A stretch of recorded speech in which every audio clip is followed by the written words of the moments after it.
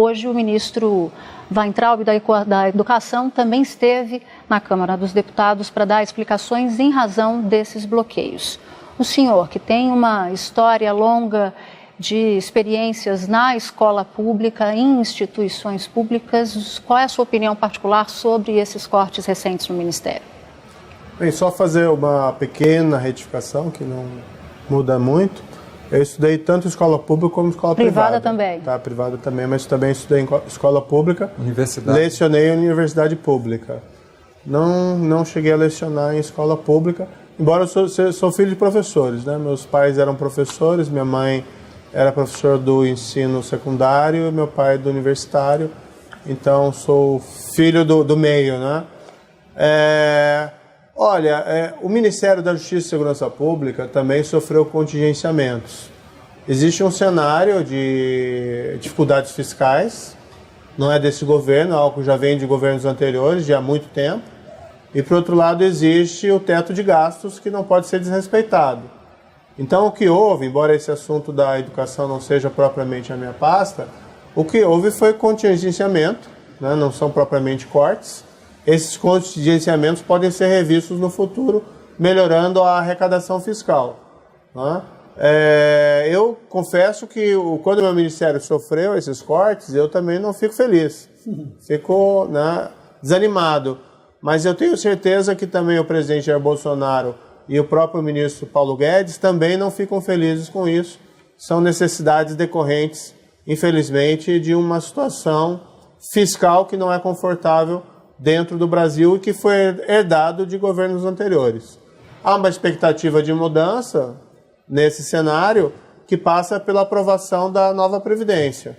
Isso tem sido afirmado por todo o governo. Também não é uma pauta específica da minha pasta, mas me parece que existe um consenso.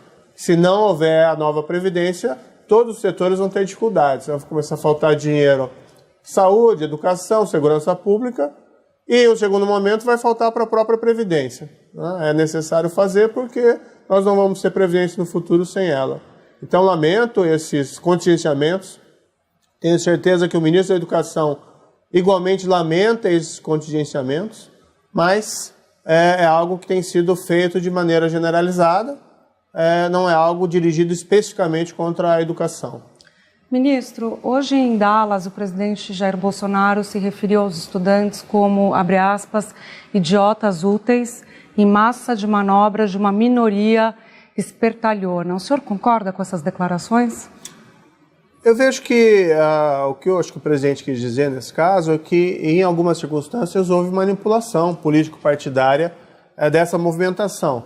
Claro que é natural que as pessoas saiam às ruas protestando contra contingenciamentos na área da educação, isso é um movimento natural, mas em alguns momentos houve sim uma manipulação político-partidária. Eu ouvi, por exemplo, discursos de onde eu estava que não tinham muito a ver com questão de educação, mas sim bandeiras políticos partidárias de partidos da oposição. Mas seria uma maioria isso ou uma minoria pontual? Eu não tenho condições de avaliar, né? Eu não acompanhei esse movimento. Que tipo de manipulação, ministro? Que tipo de manipulação foi feita? Por exemplo, eu vi lá diversos gritos lá de dirigentes partidários, de partidos de oposição, Lula livre, golpista, fim do governo. Então, acho que não é uma pauta de educação. Acho natural e que se reclame de contingenciamento da educação, assim como se pode reclamar de contingenciamento de outras áreas. Mas quando se misturam esses temas, aí existe um viés também político-partidário. Não estou dizendo que dos manifestantes em geral, até porque eu não acredito que os manifestantes em geral tenham essas bandeiras específicas. Mas havia pequenos grupos ali que tinham uma voz diferente.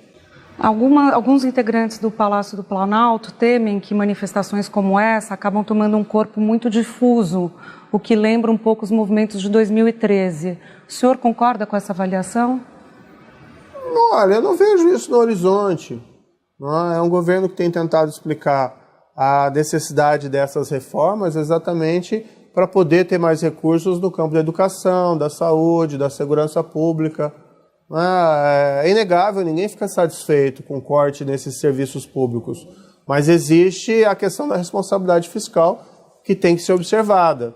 Quem não observou no passado ou sofreu problemas depois políticos, ou até mesmo, vamos dizer assim, deixou o problema para os governos posteriores. Então, não existe, vamos dizer, como criar dinheiro, como criar recursos, senão melhorando, vamos dizer, o cenário econômico que passa pelas reformas que estão no Congresso. E aí, ministro, se você tem um cenário de a reforma ser aprovada e você tem um cenário também que pode acentuar esse contingenciamento. Isso daí não pode agravar a situação, inclusive nas ruas? E aí eu lhe pergunto, como é que o Ministério da Justiça, a área de segurança, observa isso? Veja, eu acho que esses movimentos deveriam servir como uma espécie de alerta a todos nós, tanto do Executivo, mas igualmente do Congresso, de que é necessário fazer essas reformas para que nós tenhamos mais recursos disponíveis para essas outras áreas. Enquanto isso não acontece, o trabalho, por exemplo, que nós tentamos fazer ali dentro do Ministério, e acredito que essa também deve ser a política dos demais, é tentar fazer o melhor com menos. O que significa isso no âmbito da segurança pública? Nós temos trabalhado muito com a questão da integração. Se os recursos são limitados, se nós não podemos ampliar significativamente recursos humanos, mesmo a questão dos recursos tecnológicos, há investimentos, mas são limitados, nós temos que tentar fazer o melhor com o que nós temos.